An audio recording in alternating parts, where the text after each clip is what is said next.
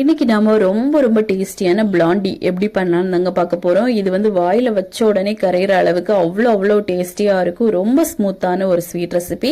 இது பண்றதுக்காக ஒரு பவுல்ல கொஞ்சமா ஹாட் வாட்டர் சேர்த்துட்டு டபுள் பாயிலிங் மெத்தட்ல பண்ண போறோம்.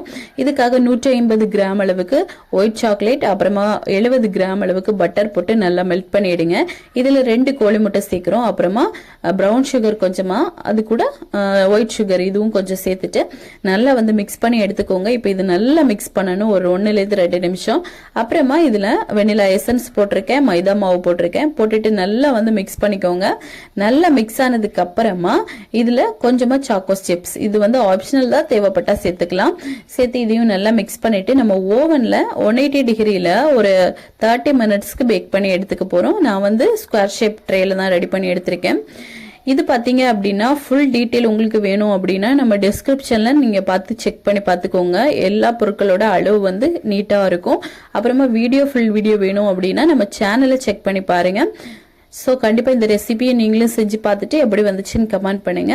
நம்ம சேனலையும் சப்ஸ்கிரைப் அண்ட் சப்போர்ட் பண்ணுங்க. தேங்க்யூ.